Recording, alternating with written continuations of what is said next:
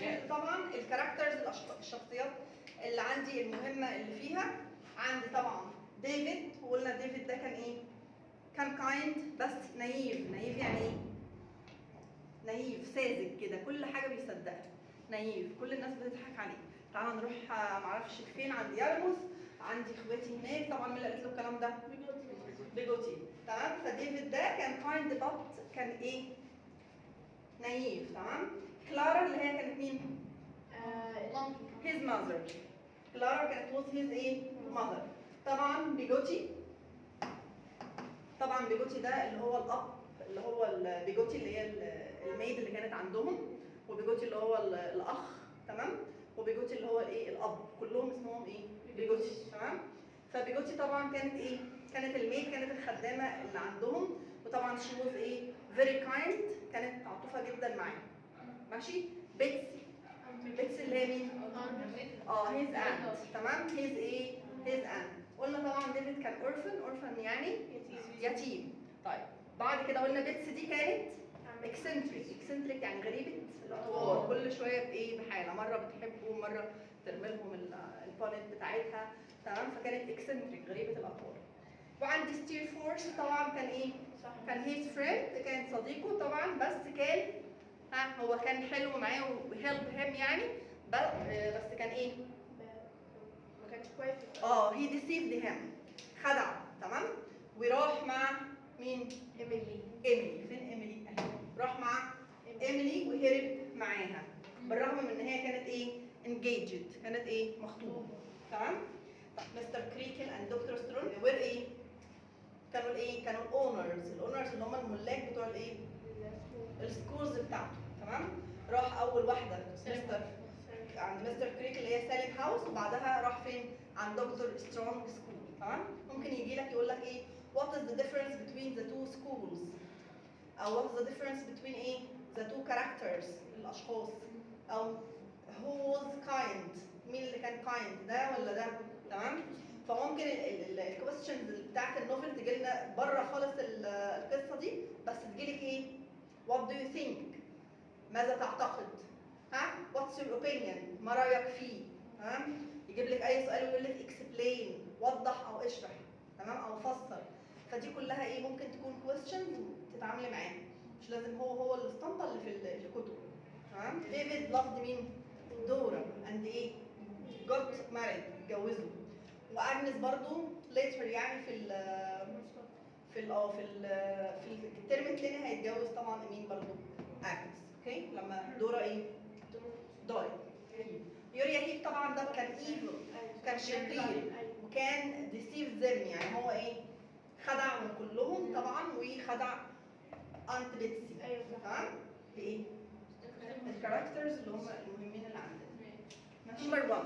What were David's memories about his mother and his birthday؟ ايه هي الميموريز بتاعته؟ ايه هي ذكرياته لما كان ايه؟ about his mother، لما مع مامته فين؟ موعد ميلاده. تمام؟ يعني كل ما هو بيبقى قاعد كده بيفتكر ايه في عيد ميلاده. تمام؟ طيب هيفتكر ايه بقى؟ he remembered the fearful visit. fearful visit يعني الزيارة المخيفة of his grand aunt. ليه؟ لعمته and how she was angry، وازاي كانت غضبانة when he was born ايه؟ a boy not a girl، لما اتولد ايه؟ ولد مش بنت. تمام؟ دي كده الميموريز في البيرث داي. في طبعا ميموريز ثانيه لما يجي يقول لي الميموريز about his mother، بس مش عيد ميلاد، مش الميلاد، ما يجيبليش كلمه بيرث داي. نكتب ايه بقى؟ لما ذكرياته مع مامته، او ذكريات يقول لك الميموريز بتاعت تشايلد هود. تشايلد هود يعني ايه؟ طفوله. تشايلد هود الطفوله. طب لما يجي يقول لنا بقى تشايلد هود نقول ايه بقى؟ dancing with his mother and play. ايه؟ dancing with his mother. Yes. and play with her. كان بيلعب معاها. وكان he remembered his hair long hair، كان بيفتكر ايه؟ شعرها الطويل and youthful shape وجهها الايه؟ الشبابي. وكان بيفتكر طبعا ايه؟ بيجوتي with her dark ايه؟ dark eyes يعني عيونها الايه؟ السوداء and no shape at all، وما كانش بيفتكر اي حاجه تانية من شكلها. تمام؟ ده لما يقول لك childhood. لكن birthday حاجه ثانيه، عشان دي حاجه ودي حاجه، ممكن انتوا عارفينها. when was David born؟ اتولد امتى ديفيد؟ ديفيد was born on ايه؟ on a Friday night، في ليله ايه؟ الجمعه. 6 months after his father had died، يعني ايه؟ بعد ما باباه ما مات بايه؟ ب 6 months. طيب number 3. What did Miss Betsy want the child to be؟ Miss Betsy اللي هي his aunt كانت عايزه الولد يبقى ايه؟ girl. طبعا that she could call her Betsy، كانت عايزه تسميه ايه؟ Betsy like her name. عشان احنا كده بنقول عليها ايه؟ she was eccentric يعني ايه؟ غريبه الاطوار. السؤال ده ممكن اصلا مش موجود في الكتب كلها، ماشي؟ يعني ممكن يجي يقول لك eccentric. why was Miss Betsy eccentric؟ explain. ماشي؟ انت ما خدتش eccentric دي قبل كده، تمام؟ طيب number 4. who interrupted the peace of David's family؟ قلنا مين اللي عقر صف الايه؟ العيله. طبعا مين؟ مستر ميردستون. because he married David's mother، عشان هو اتجوز مين؟ مامة ديفيد and prevented her from showing kindness. اتجوز طبعا مين؟ مامة ديفيد وايه؟ ومنعها. prevented her يعني ايه؟ منعها من يعني ايه؟ ان هي تبين له الايه؟ kindness العطف. he also treated him unkindly، وكان بيعامله بايه؟ unkindly and beat him hard، وكان بيضربه ايه؟ بشده. مين ده؟ مستر ايه؟ ميردستون. ماشي. Number 5. What sad news did David receive؟ ايه هي الاخبار السيئه اللي استلمها طبعا ديفيد on his 10th birthday، في عيد ميلاده العاشر؟ هما الاثنين ماتوا. ما تعرفوش؟ لا انا عارفه بقول لك الاثنين طبعا ماتوا. his mother and his little brother. اوكي؟ طيب who told that news to him؟ مين اللي قال له الاخبار دي؟ طبعا Mrs. Creakle. Mrs. Creakle told him that his mother and little brother had died. هي اللي قالت له ان الاثنين ايه؟ died، توفوا. number 6. What did Bigoti tell David about his aunt Betsy؟ بيجوتي قالت ايه لديفيد على عمته؟ قالت له ايه بقى؟ She told him that she lived in Dover. هي قالت له ان هي عايشه فين؟ في دوفر. and she was the only real relative to him. وهي ايه؟ القريبه الوحيده ايه؟ اللي لديفيد. عشان كده ايه؟ عشان كان عايز يروح لها. number 7. ديفيد best دي مش best، ماشي؟ دي lost قلنا. البي خليها ال والاي خليها او. دي number 7. David lost his mother twice. David lost his mother twice يعني ايه؟ فقد مامته ايه؟ مرتين. Explain، فسر او وضح. When his mother got married to Mr. Murdstone، لما اتجوزت قبل كده Mr. Murdstone، and when she actually ايه؟ died، ولما ماتت ايه؟ حقيقي بالفعل. Number 8. How different was Dr. Strong's school؟ ازاي كانت مختلفة مدرسة دكتور سترونج من مدرسة سالم هاوس؟ الاثنين طبعا كانوا different in treating، يعني مختلفين في الايه؟ treating يعني ايه؟ في المعاملة مع ديفيد. طيب it was good، تمام؟ because Dr. Strong was kind teacher. دكتور سترونج ده كان ايه؟ kind teacher and all boys like him، وكل طلبة بتحبه، تمام؟ ده اللي هو ايه؟ the second one. But Mr. Creakle was a cruel headmaster. كان cruel، كان قاسي. And used to beat them. وكان متعود ان هو ايه؟ يضربهم. This is the last chance. يعني اخر فرصة. يعني احنا خدناها 20 مرة. بنقولها تاني.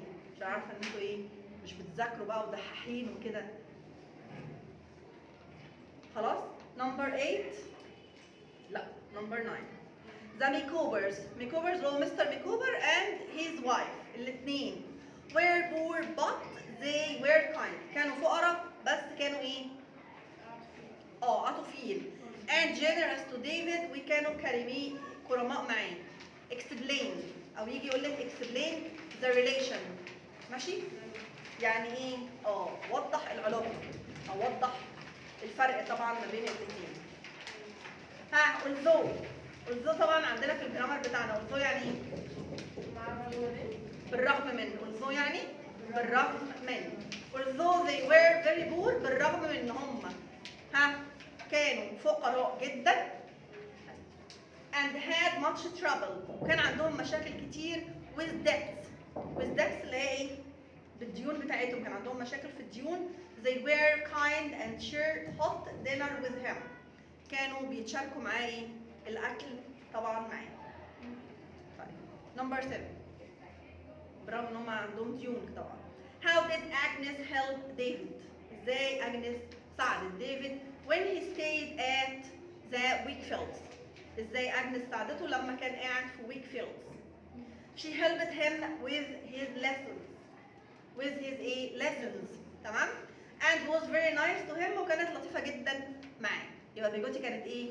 kind and nice with him and helped him Agnes سوري وبيجوتي برضه ساعدته يعني الاثنين ايه؟ كانوا كويسين جدا معاه.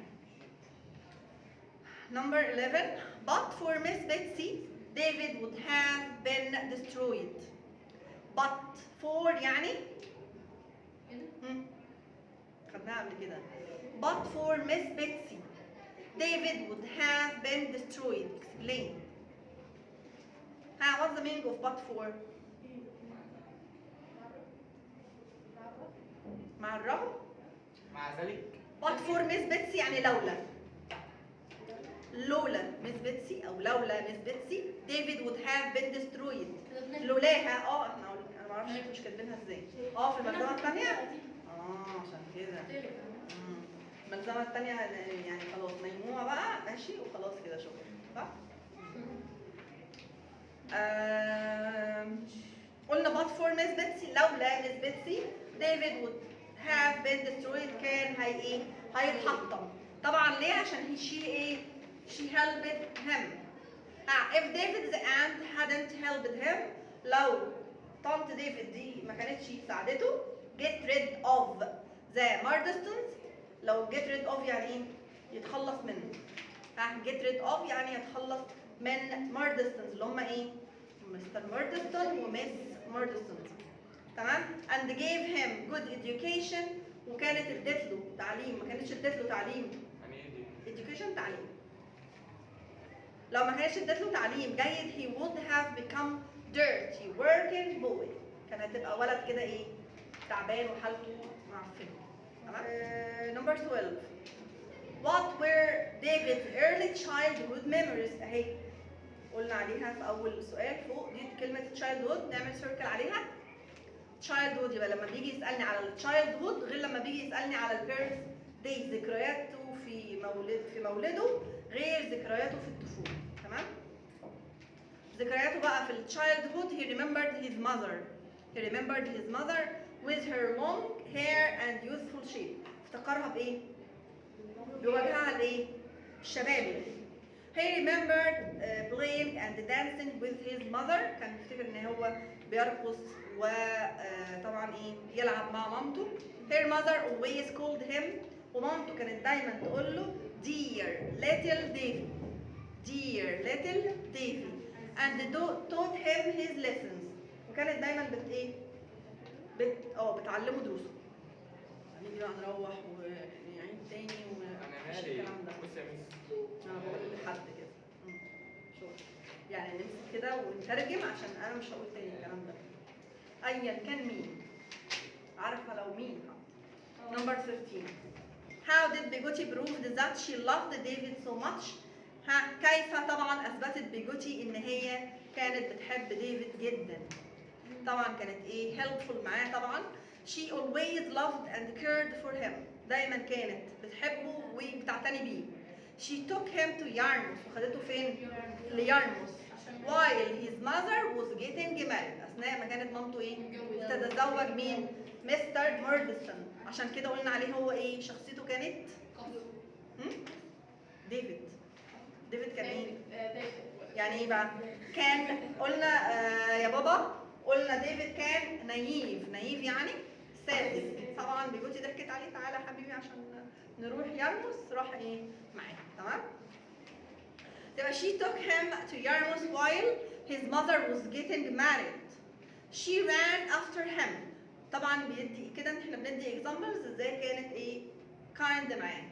تمام؟ وكانت بتحبه. She ran after him. جريت وراه to say goodbye. When he left to Salem House. أول ما كان رايح سالم هاوس طبعا for the first time ايه جريت وراه عشان ايه تسلم عليه. Yes. Number 14. How did James Steerforth and David become close friends?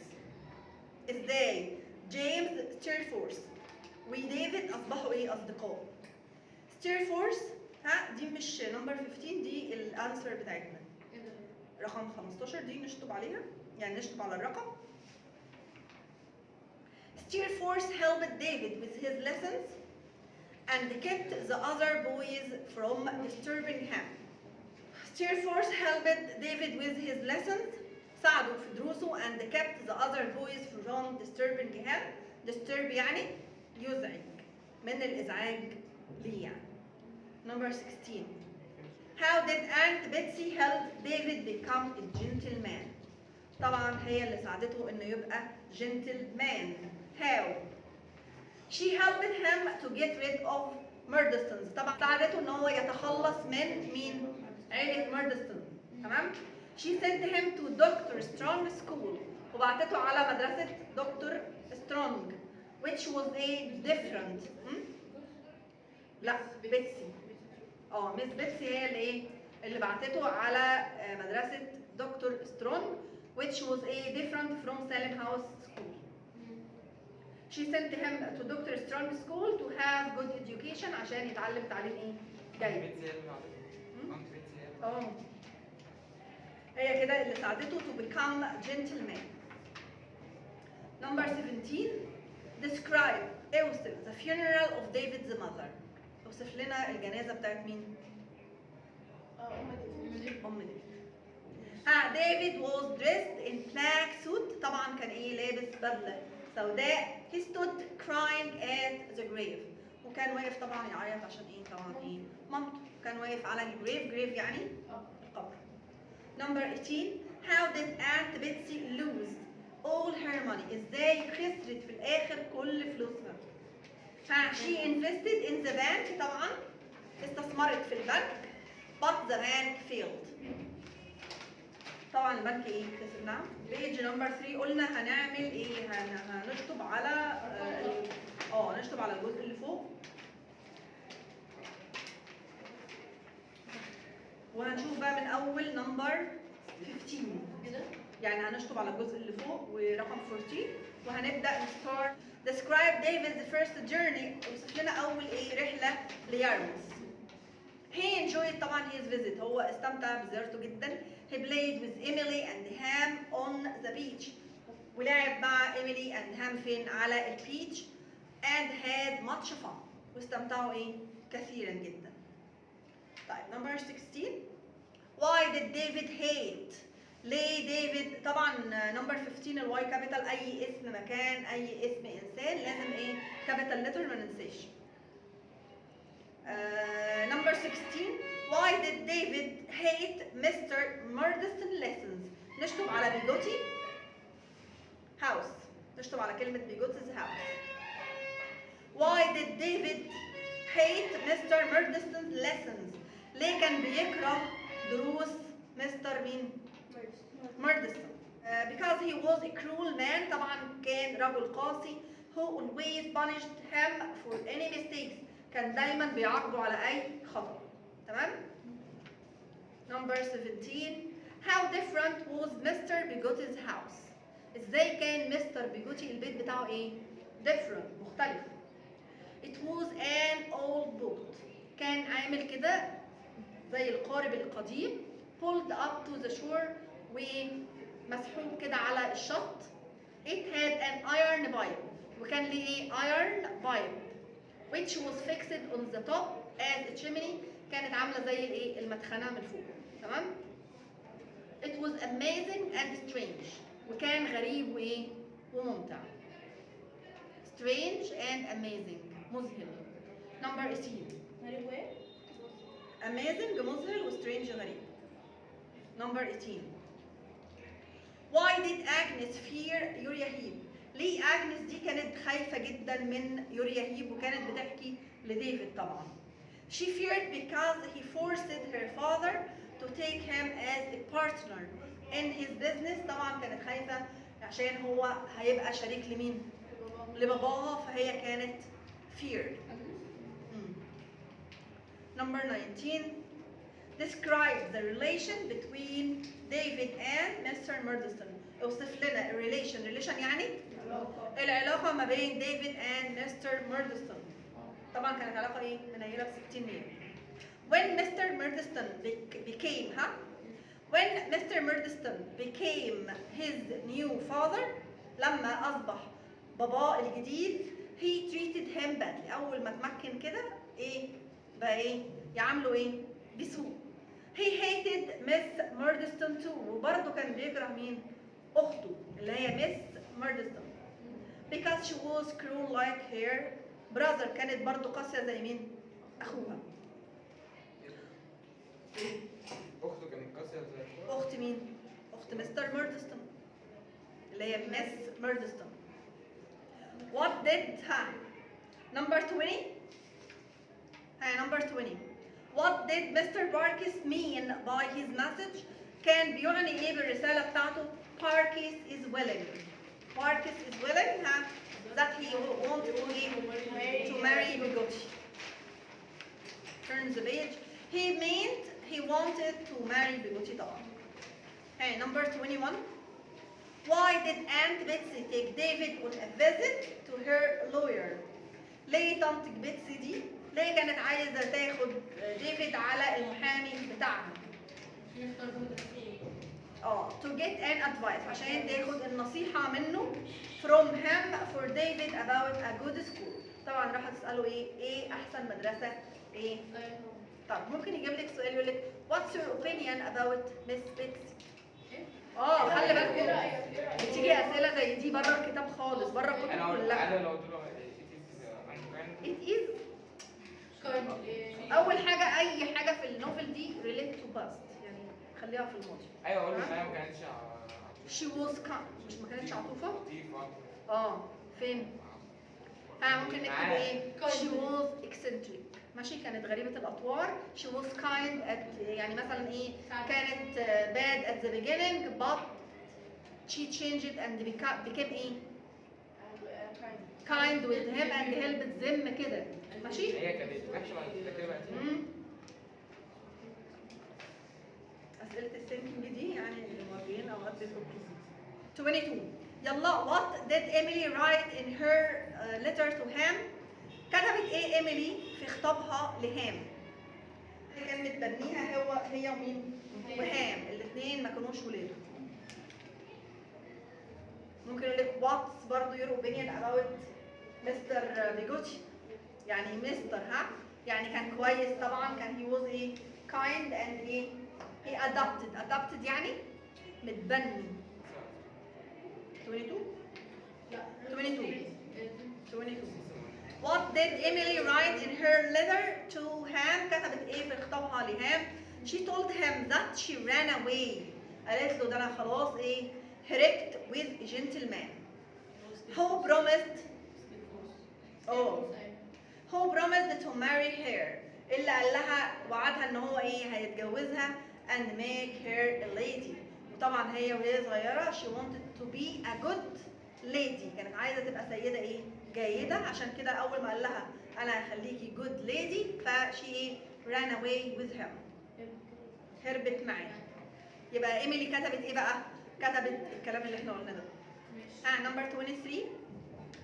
What did Mr. Murdstone say about his David to Miss Betsy؟ What did Mr. Murdstone say؟ Mr. Murdstone ده قال لنا ايه about David؟ قال لنا ايه على ديفيد لميس بيتسي؟ فاكرين طبعا لما ايه؟ she fetched them. fetch يعني ايه؟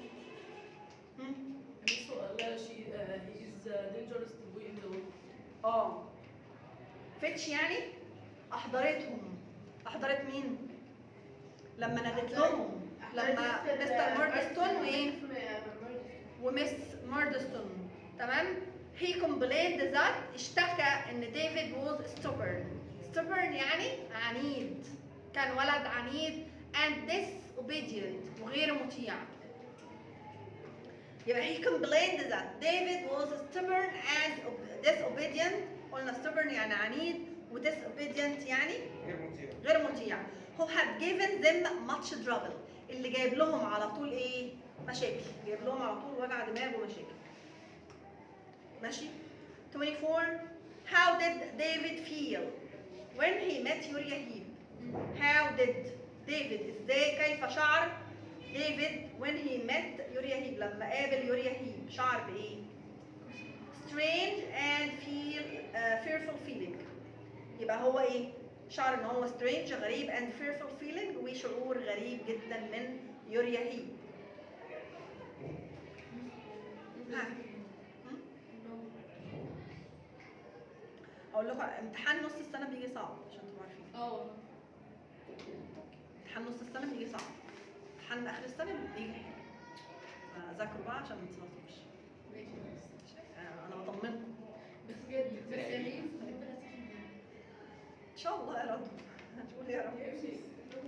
عشان انت بتجيبي البطيخه بتجيبيها من عند الراجل لا تبقى عارفه ان هي حلوه، لا مش عارفه ان هي حلوه، الله اعلم يعني. احنا امتحان، احنا عملنا اللي علينا، احنا ذاكرنا اجتهدنا وعملنا اللي علينا، ان شاء الله بامر الله مش هيطلع بره. احنا خدنا كل الاحداث وقرينا التكست نفسه، التكست نفسه قريناه، يعني النوفل نفسها قريناها، فمش كنا طول السنه بناخد سؤال واجابه. فاحنا في الاخر جبنا شويه اسئله مهمه ممكن يجي بره منها، انا مش هضحك عليكي يعني اقول لك. فانت تعملي ايه؟ تذاكري ده اول ما خلاص كومبليتد وتمام، ابداي حلي بقى ايه الاسئله اللي في الكتاب من الاول، لان كل الاسئله اللي ورا ان شاء الله بامر الله هتلاقيها في المنظر. تمام؟ والكل مجتهد يا بنتي بيبقى نصيب، يعني اللي اجتهد طول السنه زي اللي كان بيلعب هتساوي ده بده؟ مش هتساوي ده بده طبعا. 25 What shocked David؟ ايه اللي صدم ديفيد بقى when he returned home from Yarmouth؟ اول ما رجع بقى ليارموث ديفيد ايه؟ had shocked، اتصدم ليه بقى؟ he found his mother was married، لا مامته ايه؟ اتجوزت to the cruel man، لقت مامته طبعا ايه؟ اتجوزت لمين؟ to the cruel man مستر ماردستون. مستر مين؟ ماردستون. طيب 26 describe David's journey to Dover. اوصف لنا دي بالاو، بدل الاي نحط او. describe David's journey to Dover. اوصف لنا رحلته لدوفر. دوفر دي اللي هي فين؟ اللي فيها انت بيتسي. الطريق كان متبهدل والدنيا كانت بايظه وراح لها كان ايه؟ عامل زي البيجر يعني ايه؟ شحات متسول، كان شكله على الاخر. the cart driver took his money. السواق خد ايه؟ فلوسه كلها. and small box of clothes. وخد كمان ايه؟ اللبس بتاعه، يعني خد فلوسه وخد اللبس بتاعه. he was hungry وكان ايه؟ جعان. he was hungry كان جعان جدا. thirsty and worn out وكان متمزق وطلعان عينه. طبعا بيشوفوا يعني خلاص. why did David ديفيد نصلحها. number 27 ديفيد نصلحها. نعم يا سلام ما شاء الله حلو قوي جميل حلو. why did David hate his lessons at home؟ ليه كان بيكره كل دروسه طبعا في البيت؟ قلنا قبل كده because Mr. Murdstone was a cruel. نعمل سبيس ما بين ال A و cruel. A cruel man who punished him for any mistake. كان بيعاقبه على أي خطأ. طبعا دي كانت الكويستشنز عندي. دي كانت السؤال الإجابة. يعني الأسئلة دي الأسئلة بتيجي منها في الامتحان؟ إن شاء الله. بجد؟ مش هتيجي. عشان عارف كده ما ذاكرش في الكتاب. احنا قلنا كلمه 500 مره ذاكر دي. اول ما تخلصها مش تقول خلاص كده انا خلصت، لا، تمسك الكتاب وتذاكر من الكتاب. عشان ايه؟ عشان توجعش دماغي بعد كده وتقول لي لا ده ما جاش، ده جه، ده. احنا بنعمل اللي علينا بس. اضحك عليك بقى واقعد اقول لك يا ابني ده كل البتاع جاي وما اعرفش ايه، وتمسك الورقه تخلصها تقعد تهري فيها ليل نهار وتقعد تحفظ وفي الاخر تقول انت عملت اللي عليك. لا، في حاجات تانية تتذاكر. تمام؟